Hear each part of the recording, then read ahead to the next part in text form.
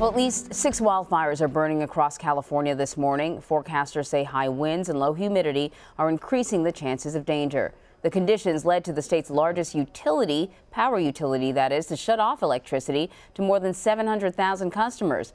Jonathan Vigliotti is in Sonoma, California. Jonathan, I see it's dark where you are. What has been the effect of all these outages? Yeah, it's very dark right now. We're actually on Main Street, Sonoma. Some of the hardest hit areas are these local communities. It almost looks like a Hollywood set here. The power was cut here early yesterday morning ahead of all of the high winds. A lot of people telling us they were only given a few hours notice before the lights went off. The high winds that fueled wildfires late Wednesday continued overnight. The dangerous mix of swaying trees and power lines would increase the wildfire threat if the power wasn't already cut. Ron Blassingame is coping with the blackout.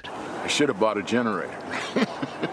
Those are gone. Yeah, they're gone. Nobody has those. He says Pacific Gas and Electric hasn't been doing its job to keep its infrastructure safe. They haven't cleared the brush from their lines, but they want to pay dividends and give their executives money. It's a public utility. You know, we're paying for that. What's your message to PG&E? Do your job. Protect the public. Many waited in long lines to fill their gas tanks before the pumps lost electricity and shut down. Here we go. Barry Freeman's home improvement store lost power but managed to stay open, guiding customers by flashlight to buy, among other things, flashlights. There's a lot of people coming in here. Is it fair to say some of them were caught off guard by this? Oh, for sure. Unfortunately, we've run out of some of those products that they need. You just turn it on. Debbie Medina relies on her CPAP and oxygen generators to stay alive. Her condition prevents her from getting to community centers. What are you going to do with people like myself? Because I know I'm not the only one. All right, Jonathan, California authorities are reporting an egging of a PG&E office, threatening letters being sent, shooting at one of the trucks. Why are people so frustrated with the company, and how is PG&E responding?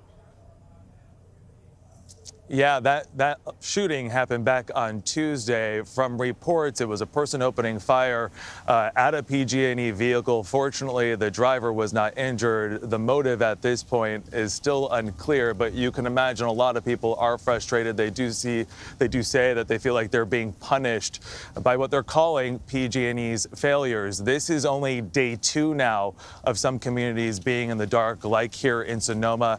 We could have as many as 3 more days to go before the lights are turned back on. So you could imagine that frustration only mounting, especially in some communities where the winds haven't even picked up. So a lot of people saying, what was even the need for turning the power off?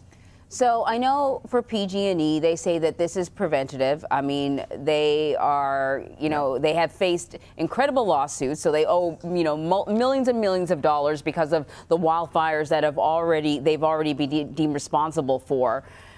What are their options here? So they're doing the blackout, but what else are they doing to ensure that these communities are protected? Yeah, PG&E says that they're investing billions of dollars over the next 4 years to upgrade the system, specifically making safety upgrades. But this is going to be a long-term problem that communities here in California are going to face for a very long time. And to put this in perspective, PG&E saying it could cost as much as $110 billion, that's billion with a B, to remove all of the overhead wiring and placing it underground. So you can imagine it's a lot of work. It costs a lot of money.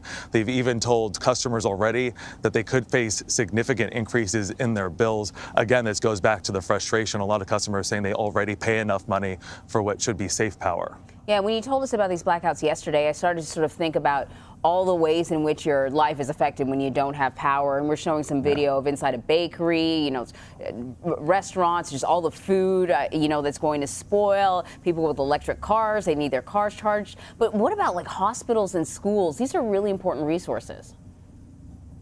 Yeah, fortunately, most hospitals do have their power on. Schools, a different scenario here. We're told 1,400 schools were closed yesterday and today and will probably be impacted in the long term as this continues for a few more days. I think most pressing, we spoke with a number of people who said they didn't really get enough notice, only a few hours before the lights were cut off. We said that earlier, and that really hampers their efforts to go and get prepared. That's why we saw a lot of people, even as the lights were off, being directed by flashlight to go and buy flashlights and batteries, among other things. But of course, something as simple as communication, a big concern. Cell phones. Without them, you can't communicate and tell other people that you're okay, or God forbid, an emergency. We've had people that have actually come up to us using our generator to charge their phones. Of course. All right, Jonathan Vigliotti, thank you. Yeah.